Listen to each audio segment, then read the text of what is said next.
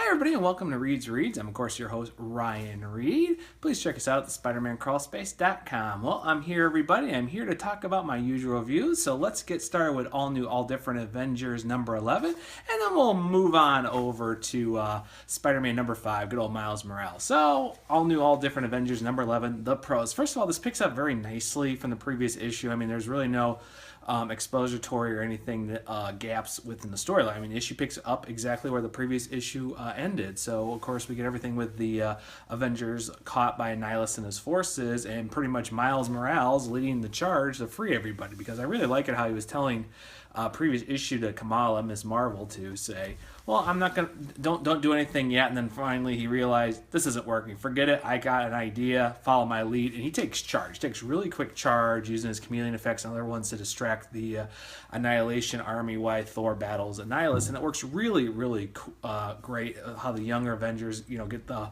older Avengers and they rally against and defeat Annihilus. And I really like the use of continuity Mark Waid uses with the nega bands and basically doing how they've been pretty much missing since, they killed off Genis back in Thunderbolts about, 7 years ago now, that they're actually making use of the plot. But that does lead a little bit to the cons. One of the big things this point was to deal with Nova finding his real father and him being possibly a prisoner on Annihilation World.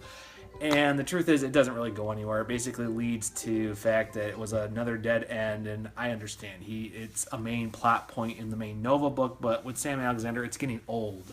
Where is his dad? It's getting to the point, is he alive? Is he dead? Basically, they've said he is alive, but, we're going to constantly lead red herrings after red herrings about him being alive or not. So it's just to the point where get the story over. It's been going on too long. And also, we don't have anything left of the Wasp. And there's also some art issues. As much as I love Kubert's work, there's some times with the battle, especially between Thor and Annihilus, it doesn't look epic enough. Now, the creepiness factor is huge with Annihilus as well as the battle. And the cliffhanger is fantastic with Miles being left over on Annihilation World, basically at the mercy of Annihilus, and he's going to get his revenge since he can't get on the Avengers. But at the same time, it kind of leads to kind of a stupidity because they missed him. How did they miss him going through the warp? That didn't really get explained. So grade-wise, I'm just going to give this a nice little B+. It was a really nice storyline, but we're getting ready for everything before Civil War II hits. So we'll get the conclusion in a couple weeks with Miles, and then we'll see what happens with the book. Moving on to Spider-Man number 5. Let's get right to the pros here with our buddy Miles. First of all, the storyline picks up really nice. We actually get to see the fallout between Gonk and Goldballs better, why he revealed his identity and reason. And it makes Gonk not come off looking like such a total moron about outing his best friend. He's Spider-Man, by the way. So, hey, it's cool. We all have secret identities. You're my awesome favorite all-time New Mutant, which, Goldballs has his, fan base, but he's more of the writer, Bendis's favorite. And I also like how Miles gets away from Hammerhead and Black Cat. It's actually pretty well done how he uses the Venom explosion to kind of knock everyone in. The fight with Hammerhead is actually really well done because it explodes with his adamantium and his cybernetics that, it was hard to take Hammerhead down with the Venom blast, and showing that, Miles can't always rely on it, but he does a really good job taking out and then of course the subplot that his dad Jefferson is working for S.H.I.E.L.D. again. He had his son wiped from databases and everything. It works really nice, and it really makes it how he's hiding a secret both from his wife Rio and from Miles. So it leads some nice story plots there, but unfortunately that's where it starts kind of going downhill a little bit. First of all, with that plot is basically Mariah Hill is involved, and we know she's not really going to be in charge much with S.H.I.E.L.D. anymore. Quake's going to be, so that's if they were trying to make it Mariah, then they messed it up a little bit. If it was supposed to be Quake, also messed it up with. So we have something, and I kind of fault Sarah Perhali on the artist product there. And going right into the family issue, that leads to Rio's mother. She hires Jessica Jones to follow Miles, and Rio is pleading with her mother, just stop this.